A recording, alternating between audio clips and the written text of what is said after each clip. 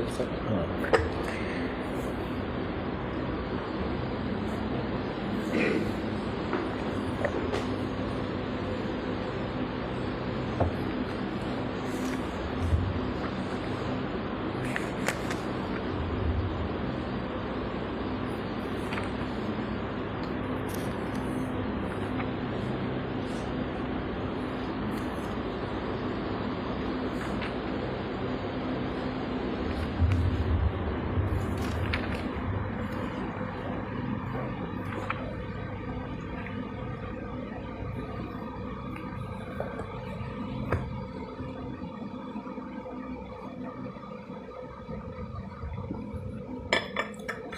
Assalamualaikum warahmatullahi wabarakatuh.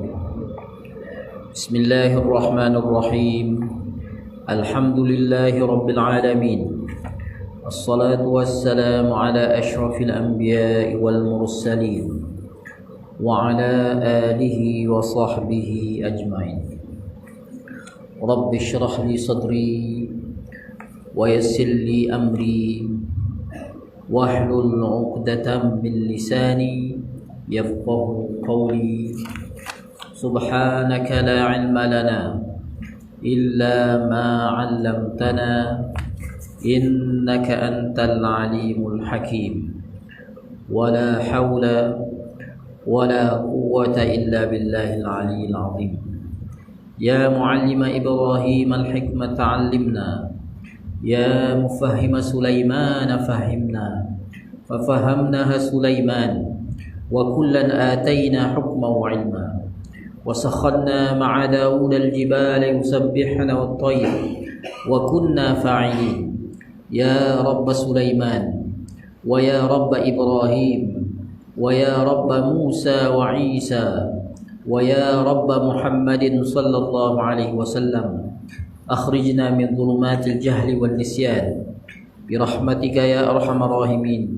Allahumma zidna ilma warzuqna fahma birahmatika ya arhamar rahimin. Allahumma rzuqna fahman nabiyyin wa hifdzal mursalin birahmatika ya arhamar rahimin. Walhamdulillahi rabbil alamin. Alhamdulillah, sidang hadirin hadirat muslimin muslimat, tuan-tuan dan puan yang dimuliakan oleh Allah. Pertamanya, mari sama-sama kita merafakkan kesyukuran kita kepada Allah Subhanahu wa taala kerana mengizinkan kita untuk hadir ke masjid pada malam ini, dapat sama-sama kita tunaikan solat fardu maghrib secara berjamaah, dan dapat kita mengisi ruang masa yang ada di antara waktu maghrib dan isyak pada malam ini untuk kuliah pengajian ilmu faraid kita berpandukan buku ataupun kitab Faham Faraid yang berkaitan dengan pembahagian harta pusaka kepada ahli waris menurut syariat Islam oleh saudara Hilmi Hanis bin Muhammad dari Akademi Alif. InsyaAllah pada malam ini kita akan meneruskan lagi pembacaan kitab kita ini, di mana kita telah pun sampai, tuan-tuan, pada halaman yang berapa? Ada buat catatan tak? Ada catatan tak? Tuan-tuan ada catat sampai mana kita berhenti last itu? Ada buat catatan? Ada tak? Tengok aja tu. Muka surat 79 iaitu tiada perkara yang menegah daripada mendapat pusaka.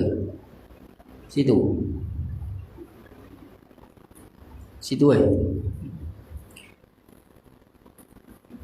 Jadi kalau dah habis 79 tu, kita masuk kepada muka surat 80 penegahan pusaka, tuan-tuan ni. Ini 12.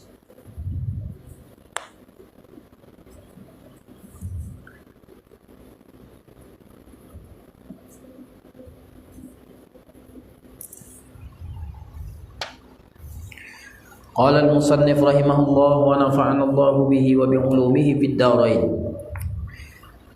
Penegahan pusaka, mawani'ul irthi. Penegahan pusaka ialah penegahan kepada ahli waris daripada mewarisi harta si mati.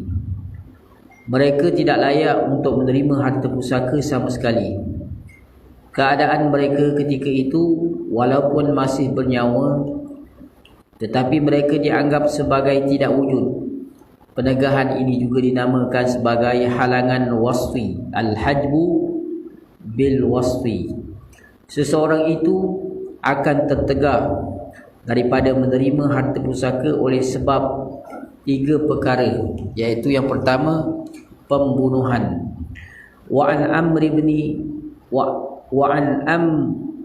bin Shu'aib an abihi an jaddihi qala Rasulullah sallallahu alaihi wasallam laisa lil qatili minal mirathi syai'un, rawahu an-Nasa'i.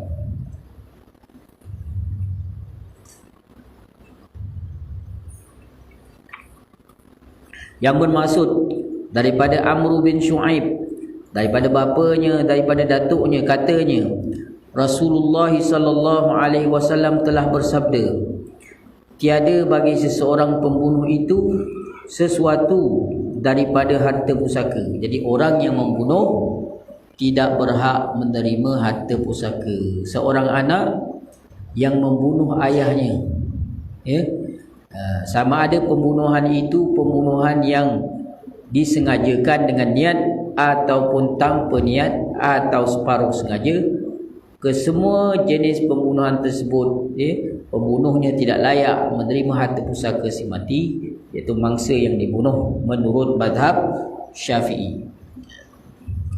Seseorang yang menjadi ahli waris bagi orang yang dibunuhnya akan ditegah daripada menerima harta pusaka si mati.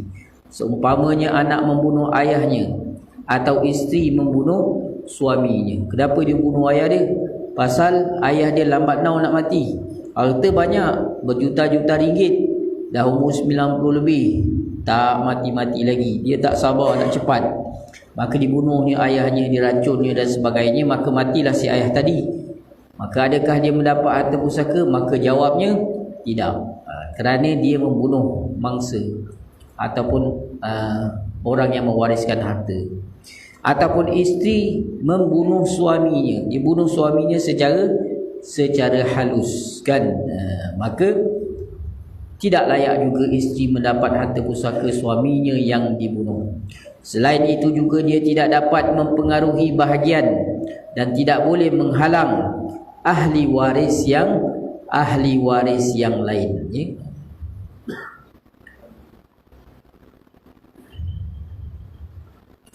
Dia dianggap sebagai tidak wujud, di sisi syarak. Di sisi syarak seolah-olahnya waris yang membunuh orang yang mewariskan harta tadi, seolah-olah dia macam tak ada dalam pengiraan faraid tersebut, Menurut mazhab Syafi'i, segala jenis pembunuhan akan menghalang ahli waris daripada menerima harta pusaka, Ikut mazhab kita, mazhab Syafi'i, apa saja kategori pembunuhan, sama ada pembunuhan itu dengan sengaja, dengan niat, ataupun separuh sengaja, atau pembunuhan tanpa niat, kesemua ketiga-tiga jenis pembunuhan tersebut yang menyebabkan si pembunuh tadi terhalang ataupun tidak layak menerima harta pusaka si mati yang dibunuhnya.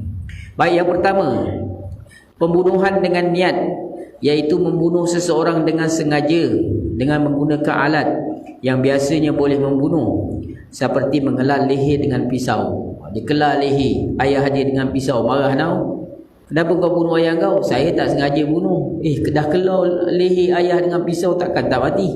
Biasanya kalau kelar dengan pisau leher ni mati tak?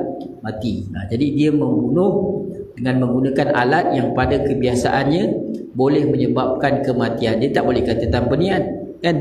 Dia tembak ayah dia kat kepala, saya main-main je, tiba-tiba mati.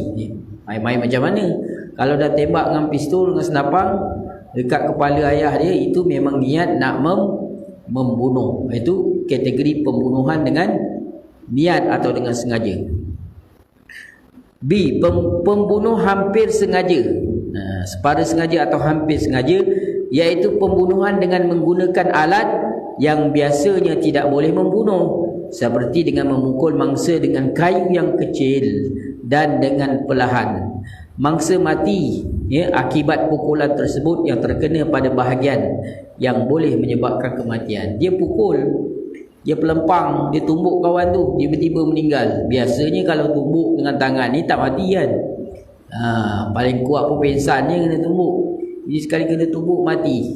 Alamak, nak kata sengaja tak boleh pula 100%. Nak kata tak sengaja macam sengaja. Dia tengah-tengah, separa sengaja. Baik, yang ketiganya C, pembunuhan tanpa niat atau tidak sengaja, iaitu pembunuhan yang dilakukan tanpa niat untuk membunuh, seperti seseorang terlanggar anaknya menyebabkan anaknya mati. Tak perasan, dia bawa kereta nak undur ke belakang ni kan, nak reverse, pap terlanggar anak dia pula datang daripada mana, kedai, bawa motor, dia langgar anak, tak perasan, mati anak dia. Anak dia dah dewasa lah, harta banyak. Baik, seterusnya pembunuhan yang dilakukan oleh kanak-kanak yang belum baligh, orang yang kurang upaya ataupun orang gila. I, pembunuhan dilakukan dengan hak, seperti abang membunuh adik sebab mempertahankan diri. Abang pergi bunuh adik dia sebab apa? Adik dia datang nak tetak dia, nak tetak dengan parang. Dia pula ada pisau masa tu, pak dia hodok buat adik dia. Kalau dia tak buat macam tu kan, dia pula mati. Itu kira pembunuhan sebagai hak lah, mempertahankan diri. Kalau dia tak bertindak sekarang, dia pula mati. Jadi layak tak dapat harta pusaka adik dia. Adik dia pula dah tak ada waris lain, lawapan dia tak layak. Semua jenis pembunuhan, sengaja ke tak sengaja ke separa sengaja ke, si pembunuh tadi tidak layak menerima harta pusaka. Sebelum ni saya pernah cerita kes seorang anak bawa kereta, dalam tu ada mak ayah dia kan, aksiden, meninggal mak ayah dia. Adakah dia layak menerima harta pusaka? Tu pembunuhan, sengaja ke tak sengaja? Tak sengaja tu. Apa siapa suka-suka naik aksiden, dia selamat, mak ayah dia mati. Jawabnya pembunuhan tanpa sengaja. Mengikut hukum syarak kita tak layak dapat harta pusaka. Tapi kes ini dibicarakan di mahkamah sivil, tak dibicarakan di mahkamah syariah. Di negara kita kalau kemalangan jalan raya, dia bukan satu jenayah. Jadi boleh dapat. Sebab apa? Sebab dibicarakan di mahkamah sivil. Tapi kalau kes ni dibawa di mahkamah syariah, boleh jadi kemungkinan besar anak dia tadi tak boleh dapat bahagian kerana berlaku pembunuhan tanpa sengaja, tuan-tuan. Baik, kemudian seorang hakim atau qadi yang menjatuhkan hukuman mati terhadap anaknya kerana kesalahan membunuh. Kebetulan pula si ayah ni hakim, qadi. Dia ambil kes anak dia pergi bunuh orang. Memang anak dia bersalah dan dia pun membuat keputusan, dengan ini dijatuhkan hukuman bunuh kepada anda. Anda tu anak dia ke? Bila anak dia mati kerana menjalani hukuman bunuh, adakah si ayah tadi dapat harta pusaka si anak? Jawapannya tidak juga. Kerana dia yang menjatuhkan hukuman. Adakah dia bersalah? Dia tak bersalah, dia adil hakim. Tapi dari sudut pusakanya, dia tetap tidak dapat kerana dia menjatuhkan hukuman. Kalau macam tu, tak boleh jatuhkan hukuman bunuh lah. Tak boleh juga. Hakim dah kerja dia kan. Gitulah dia, tuan-tuan. Anak menjadi saksi atau memberi sokongan kepada saksi yang menyebabkan hukuman mati dijatuhkan kepada bapanya. Anak jadi saksi. Betul awak nampak ayah awak pergi bunuh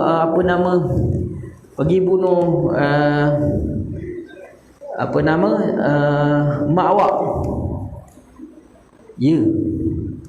Dia kata anak tadi menjadi saksi atau memberi sokongan kepada saksi yang menyebabkan hukuman mati dijatuhkan kepada bapanya. Maaf, ini kes lain, tuan-tuan. Kes dia ialah ayah dia bersalah kan. Contohnya ayah dia katalah ayah dia ni didapati bersalah mengedar dadah. Kalau mengedar dadah ni boleh dihukum mati kan, dihukum gantung sampai mati kan. Jadi anak ni dipanggil jadi saksi. Betul ke ayah awak ni ada edarkan dadah ni? Ya betul, saya nampak dia bawa balik kat rumah. Problem banyak lagi dia bawa balik. dia jadi saksi sehingga dijatuhkan hukuman mati kepada ayah dia. Bila ayah dia mati, dihukum mati, adakah si anak tadi berhak dapat harta pusaka? Jawapannya tidak, kerana dia menjadi saksi. Ataupun dia sokong saksi, dia tak nampak tapi dia betul ni, saksi ni betul, dia tak tipu. Dia sokong, dia beri sokongan, pun tak dapat juga menyokong saksi. Sampai begitu sekali tuan-tuan. Baik, kemudian isteri waris dipaksa atau diugut supaya membunuh suaminya. Kau mesti bunuh suami kau. Kalau kau tak bunuh dia,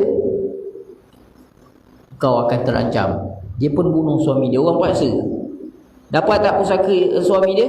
Tak dapat juga, walaupun dia dipaksa. Kemudian suami mengupah atau menyuruh orang lain untuk membunuh isterinya. Dia tak bunuh secara langsung, dia pergi upah orang lain. Dia upah kongsi gelap ke, kau bawa kereta laju-laju, nanti aku masa pergi kerja kau langkau, bawa buatlah aksiden, nanti aku bagilah kau. Isteri dia kaya, dia nak harta pusaka. Bila disiasat, didapati memang ada suami yang macam ni, dia yang mengupah, dia yang mengarahkan. Jadi suami tadi tidak layak menerima harta pusaka isterinya kerana dia terlibat secara langsung di dalam pembunuhan terhadap isterinya. Salah satu kaedah fiqh ialah man ista'jala syai'a qabla awanihi uqiba bihirmani. Maksudnya ialah sesiapa yang menyegerakan sesuatu sebelum tiba masanya, maka hukumnya ialah dia ditegah daripada mendapatkannya. Gopoh sangat nak harta pusaka, belum sampai masa lagi sanggup dia membunuh pasal nak cepat dapat harta pusaka, maka akibatnya tak dapat langsung. Orang tamak selalu rugi, seperti anjing mengejar bayangnya sendiri, tuan-tuan. Pembunuh tidak dapat mewarisi harta pusaka, namun harta pusakanya boleh diwarisi oleh ahli warisnya jika dia meninggal dunia. Ahli waris dia boleh mewarisi harta pusakanya kalau dia meninggal dunia. Adapun seseorang yang tidak menjadi ahli waris bagi orang yang dibunuhnya, maka dia layak menerima harta pusaka. Misalnya dia telah membunuh jirannya, kemudian bapanya mati sebab kemalangan jaran raya, maka dia berhak terhadap harta pusaka bapanya itu. Nampak tuan-tuan?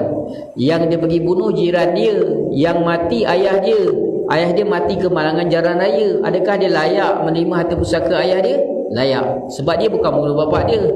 Yang dia dapat harta pusaka tadi kan daripada bapak dia, dia bunuh jiran.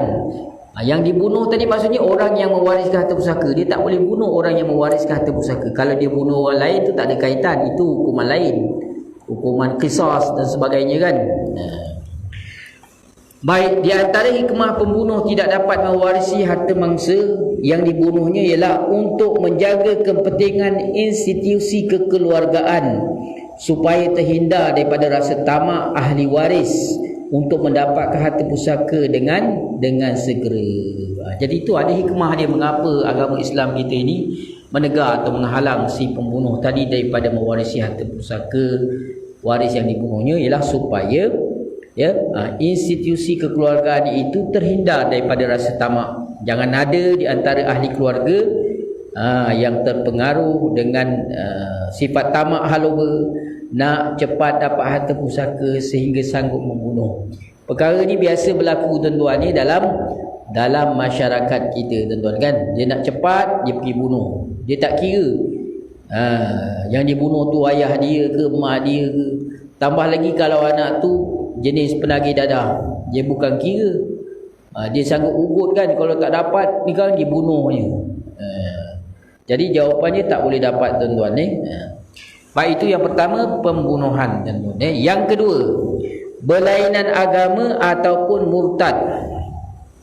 An Usamah bin Zaidin anna an-nabiy sallallahu alaihi wasallam qala la yarithul muslimul kafira wa la yarithul kafiru al-muslim. Daripada Usamah bin Zaid radhiyallahu anhuma, sesungguhnya Rasulullah sallallahu alaihi wasallam bersabda, orang Islam tidak mewarisi orang kafir dan orang kafir tidak mewarisi orang Islam. Kalau berbeza agama pun tak boleh mewarisi di antara satu sama lain. Dia baru convert masuk Islam, kemudian ayah dia meninggal. Ayah dia masih lagi beragama bukan Islam kan. Adakah dia layak menerima harta pusaka ayah dia? Jawapannya tidak layak. Begitu juga kalau dia meninggal dunia, dia baru masuk Islam ni seminggu meninggal, kemudian mak ayah dia yang masih lagi belum beragama Islam nak menuntut harta pusaka anak dia, tak boleh juga. Kerana apa? Kerana berbeza agama.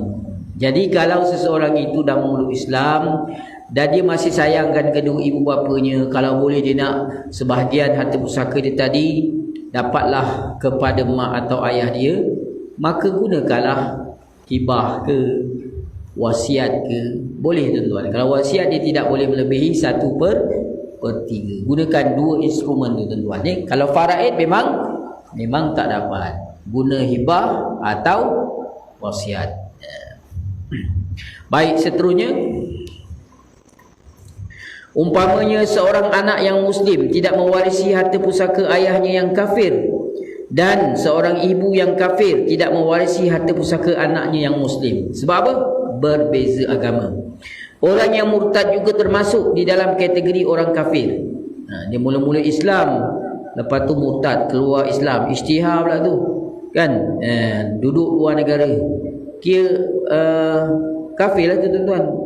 Kafir asli, satu lagi kafir murtad. Orang kafir ni ada dua jenis tuan-tuan. Satu kafir asli, yang keduanya kafir murtad. Kafir asli ni memang daripada lahir dia kafir dan berterusan kafir. Yang kafir murtad ni pula asalnya dia lahir dalam keadaan Islam, besar dalam keadaan Islam, tiba-tiba keluar daripada agama Islam memeluk agama lain. Itu kafir murtad. Ada beza tak kafir murtad ni tuan-tuan? Kalau kafir murtad ni bertaubat, dia masuk balik Islam. Dia murtad 5 tahun, lepas tu bertaubat masuk Islam balik. Yang kafir asli tadi daripada kecil sampai umur 40 tahun kafir asli, lepas tu masuk Islam. Ada beza tak tuan-tuan? Ada beza. Kalau kafir asli tadi dia masuk Islam, perlu tak dia qada sembahyang dia yang dia tak buat masa dia lepas dia balik? Tak perlu kan? Dia tak perlu qada sembahyang, puasa dan sebagainya. Tapi kalau kafir murtad tadi tuan-tuan, dia murtad berapa tahun? 5 tahun kan? Lepas tu dia bertaubat masuk Islam balik. 5 tahun yang dia murtad tadi tu, dia wajib mengqadakkan balik semua sembahyang dia, puasa dia yang dia tak buat masa dia murtad tadi tuan-tuan. Sebenarnya orang murtad ni, kalau mengikut hukum Islam kita, dia kena panggil, beri nasihat pada dia, suruh dia bertaubat. Bagi masa kat dia berapa hari kan, nasihatkan dia supaya kembali kepada agama Islam. Tapi negara kita tidak melaksanakan hukuman ini, maka tak adalah, so dia bertaubat. Kalau dia tidak bertaubat, pihak pemerintah itu berhak untuk menjatuhkan hukuman bunuh kepada orang yang murtad tadi. Tapi negara kita tidak ada hukum itu kan, hukum bunuh terhadap pesalah murtad. Baik, seterusnya, orang yang murtad juga termasuk dalam kategori orang kafir. Masa keislaman dan kekufuran seseorang itu ditentukan ketika si mati meninggal dunia. Ketika si mati meninggal dunia tadi, tengok waris dia ada tak yang murtad. Baik, contohnya semasa Abang John masih hidup. Nama Abang John tuan-tuan. John masih beragama Islam. Setelah abangnya meninggal dunia, John murtad. Na'udzubillah. Walaupun dia murtad, namun John tetap memperolehi harta pusaka abangnya, kerana semasa abangnya mati, John masih lagi Islam. Namun begitu, harta orang murtad tersebut menjadi harta ghanimah bagi kaum muslimin. Tahu harta ghanimah? Harta rampasan perang bagi orang-orang Islam. Keadaan ini berbeza jika John murtad sebelum abangnya mati. John tidak akan memperolehi harta warisan abangnya, walaupun selepas itu dia memeluk agama Islam semula, kerana ketika abangnya mati, John berada dalam keadaan kufur. Ini kalau berlaku kes murtad tuan-tuan. Baik, yang ketiga, hamba sahaya. Baik, hamba ialah seseorang yang mempunyai kelemahan hukmi dari segi hukum kerana kekufuran. Seseorang hamba tidak layak mewarisi harta pusaka dan dia juga tidak diwarisi. Ini adalah kerana dia, hamba tadi, tidak berkelayakan untuk memiliki harta berdasarkan firman Allah Subhanahu wa taala, abdan mamlukan la yaqdiru ala syai'. Seseorang hamba abdi yang menjadi milik seseorang, yang menjadi milik orang yang tidak berkuasa melakukan sesuatu pun dengan bebasnya. Sebab hamba ni ialah orang yang dimiliki. Tu hamba, tuan-tuan ni. Diri dia tu sendiri adalah milik kepada tuannya. Kalau diri itu menjadi milik kepada tuannya, sudah tentulah dia tidak mempunyai hak pemilikan. Hamba tak ada hak pemilikan, tuan-tuan. Apa yang dia miliki ni semua hak tuan dia, tuan-tuan. Kalau dia bekerja, yang hasil dia bekerja pun hak tuan dia. Tapi dalam Islam, hamba dilayan dengan baik, disediakan tempat tinggal, makan, minum, pakaian. Tapi dia kena buatlah apa yang tuan dia suruh, kerja semua kan. Sama macam kita juga, tuan-tuan. Kita ni hamba Allah Ta'ala. Apa maksud hamba Allah Ta'ala? Diri kita ni bukan hak kita hakikatnya. Hakikatnya semua ni adalah hak Allah Subhanahu Wa Ta'ala. Semuanya adalah pinjaman daripada dia. Soalnya sekarang ni, ada tak kita merasakan diri kita ni hamba Allah Ta'ala, tuan-tuan? Kita rasa ke tak rasa? Perasaan hamba tu yang penting, kehambaan. Kita ni adalah milik Allah. Sebagaimana konsep hamba sahaya, hamba itu tidak ada pemilikan baginya. Sedangkan dirinya sendiri itu adalah milik kepada tuannya. Baik, sabda Rasulullah sallallahu alaihi wasallam, "Wa man ba'a 'abdan famaluhu lilladhi ba'ahu illa ayyashtarital mubta'." Sesiapa yang menjual seorang hamba sedangkan dia, yakni hamba, memiliki harta, maka hartanya tersebut menjadi milik pembelinya, kecuali bila hamba tersebut mensyaratkannya, iaitu membuat perjanjian dahulu dengan pemberinya supaya hartanya itu tidak menjadi milik tuannya yang baru tersebut. Hadis riwayat Ibnu Majah. Semua bentuk perhambaan tidak berhak mewarisi dan diwarisi. Ni bentuk-bentuk hamba, tuan-tuan. Yang pertama, qin, hamba jenis qin, tuan-tuan, iaitu hamba yang dimiliki sepenuhnya oleh tuannya secara mutlak. Tu hamba qin nama dia, tuan-tuan.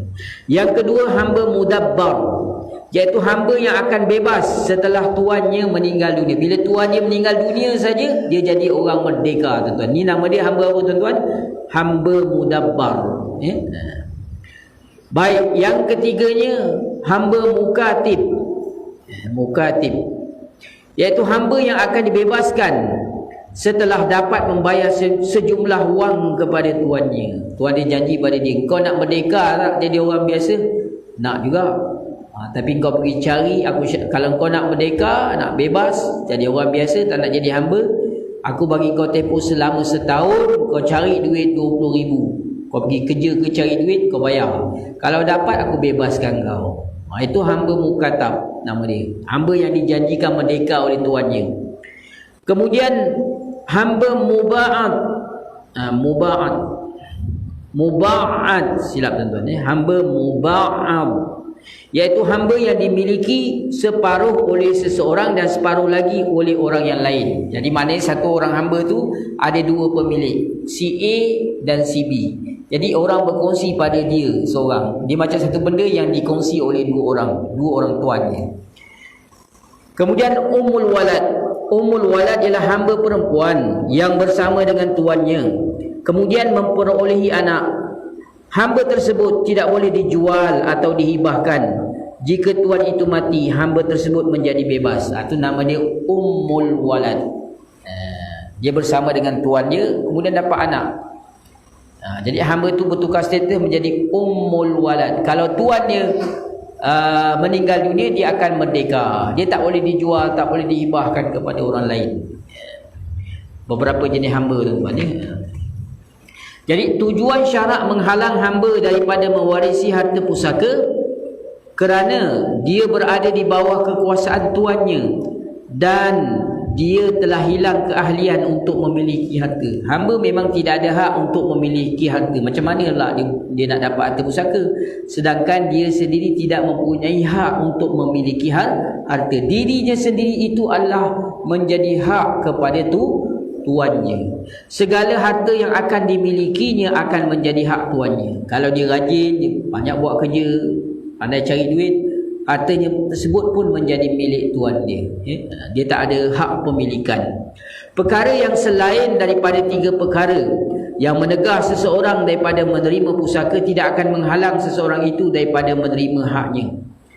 Seumpamanya bayi, orang gila, anak derhaka, abang bunuh kawannya, orang yang koma, orang tua yang menyanyuk, orang yang dipenjarakan dan sebagainya. Mereka semuanya layak untuk menerima harta pusaka jika mereka masih hidup ketika seseorang itu meninggal dunia. Jelas tuan-tuan Ada soalan setakat ni? Tak ada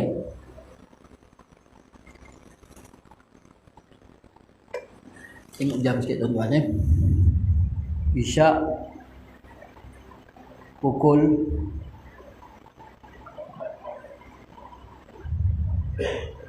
8-9 minit tuan-tuan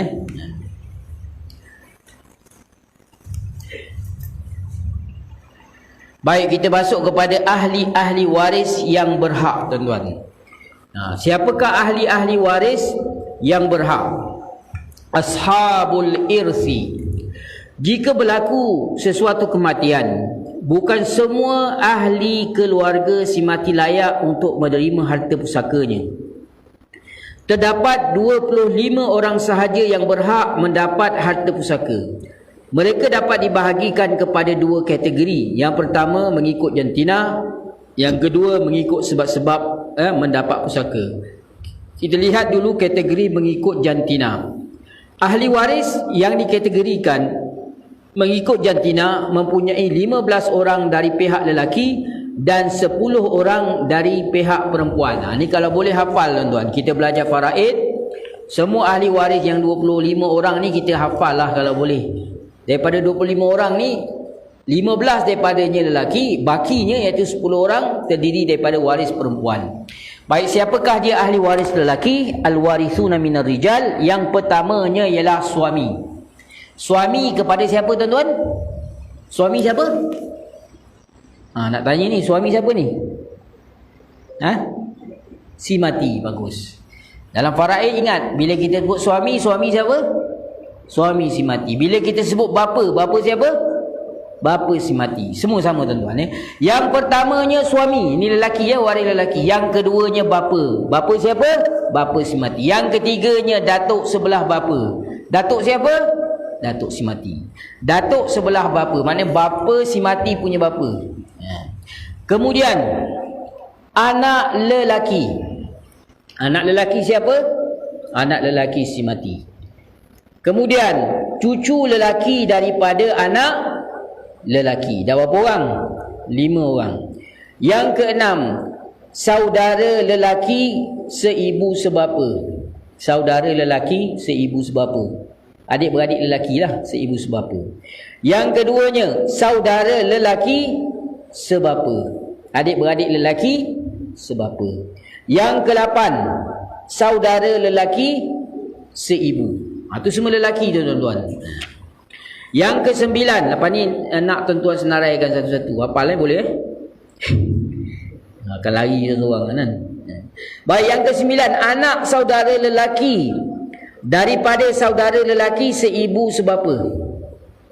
Anak saudara lelaki daripada mana? Daripada saudara lelaki seibu sebapa.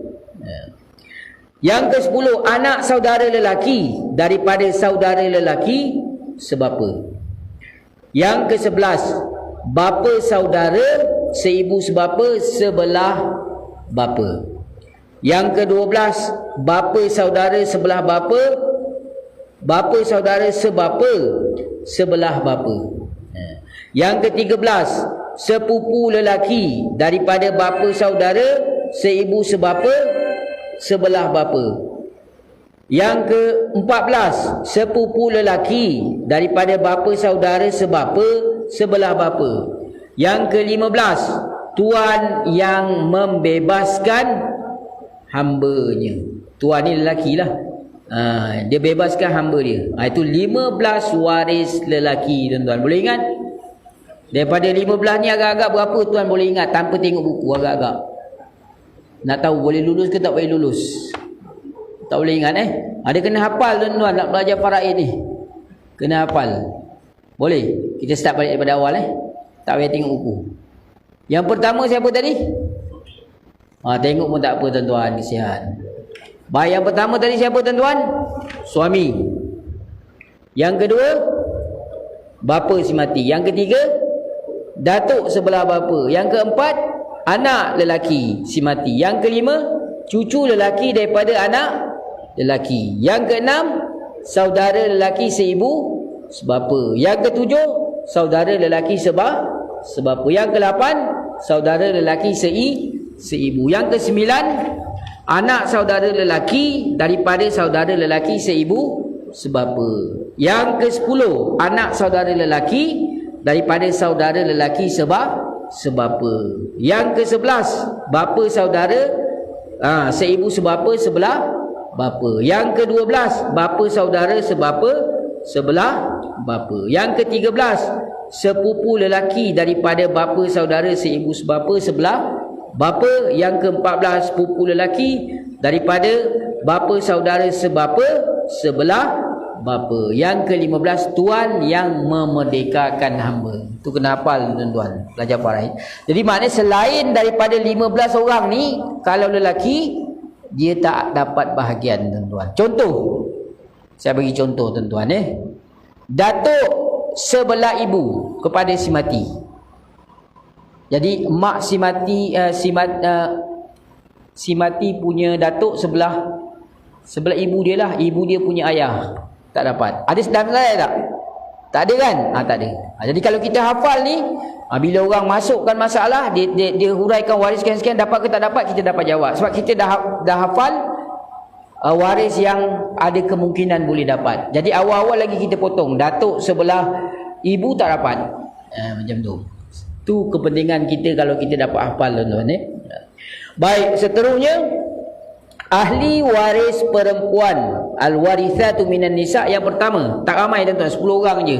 Perempuan ada 10 orang. Yang pertama, isteri ataupun isteri-isteri. Paling ramai pun 4 orang kan, tak boleh lebih. Yang kedua, ibu si mati. Isteri si mati, ibu si mati. Yang ketiga, nenek sebelah bapa. Jadi bapa si mati punya mak. Baik, yang keempat, nenek sebelah ibu. Nenek sebelah ibu pun dapat, nenek sebelah bapa pun boleh dapat. Yang kelima, anak perempuan. Anak perempuan kepada si mati. Yang keenam, cucu perempuan daripada anak lelaki. Cucu perempuan daripada anak lelaki.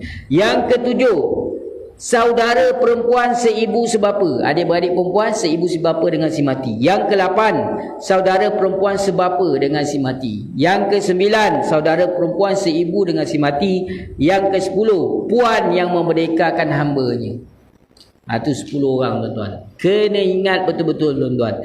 Kalau ditanya, ditanya kepada tuan, cucu perempuan daripada cucu lelaki daripada, cucu perempuan daripada anak, cucu perempuan daripada anak perempuan, dapat ke tak dapat? Tak dapat tuan-tuan. Cucu lelaki daripada anak perempuan, dapat ke tak dapat? Cucu lelaki daripada anak perempuan kepada si mati, dapat ke tak dapat?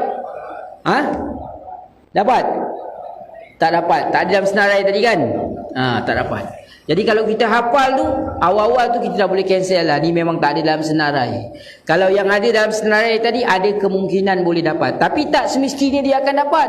Kena tengok dulu ada tak waris yang lebih dekat. Kalau ada waris yang lebih dekat yang mendinding, maka mereka terhalang. Contoh, kalaulah si mati itu meninggal dunia dan dia meninggalkan kesemua 25 orang waris tadi, 15 lelaki dan 10 orang perempuan. Adakah kesemua mereka ini akan dapat tuan-tuan?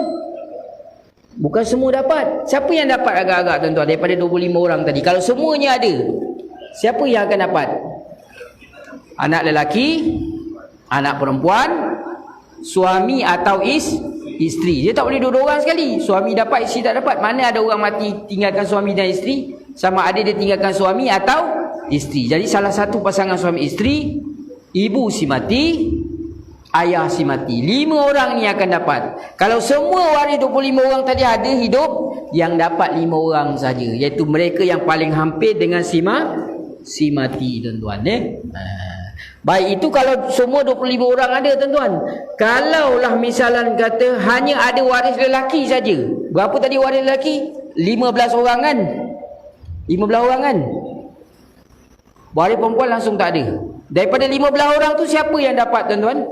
Siapa yang tak dapat? Yang dapat ialah siapa?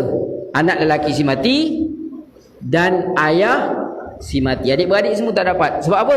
Sebab ada anak lelaki mendinding adik-beradik si mati. Bapa saudara semua tak dapat. Ayah si mati ada, adik-beradik tak dapat, pak saudara semua tak dapat. Jadi yang dapat hanyalah bapa si mati dan anak lelaki si mati. Bapa si mati dapat 1/6, bakinya dapat kepada anak lelaki 5/6. Baik. Kalau yang si mati itu hanya meninggalkan semua waris perempuan tadi 10 orang, waris lelaki tak ada, siapa yang dapat? Anak perempuan, isteri, ibu si mati, anak perempuan si mati, isteri si mati, ibu si mati. Nenek dapat tak? Nenek tak dapat sebab ibu si mati ada. Nenek mendinding, ibu mendinding nenek, tuan-tuan. Adik-beradik si mati, adik-beradik perempuan si mati dapat tak? Adik-beradik dapat, tuan-tuan. Adik-beradik si mati, perempuan si mati boleh dapat sebab tidak ada waris yang mendinding. Siapa yang dinding? Tidak ada siapa yang mendinding, ya. Adik-beradik perempuan seibu sebapa dengan si mati, ya, dia akan mendapat asabah, baki, tuan-tuan ni. Itu kita kena belajar dalam bab hijab, tuan-tuan. Nanti ya kita akan belajar dalam bab hijab. Dia ada tajuk khas nanti, tuan-tuan ni. Oleh kerana waktu isyak, tuan-tuan, telah pun masuk, tuan-tuan ni. Beberapa minit yang telah lalu. Saya rasa cukup kita tangguhkan dulu majlis kita pada malam ini. InsyaAllah kita akan sambung lagi halaman 89, tuan-tuan. Tolong ingatkan saya, catatkan sikit kat buku tu, kitab tu, tuan-tuan. Kita dah sampai halaman 88. Kita akan sambung halaman 89, iaitu kekeliruan dengan nama-nama ahli waris. Kita mula dekat sini nanti, tuan-tuan. Saya takut saya pun lupa lagi nanti, tuan-tuan. Hari ini 12 Hari ini 13, tuan-tuan. Silap 13. Masjid.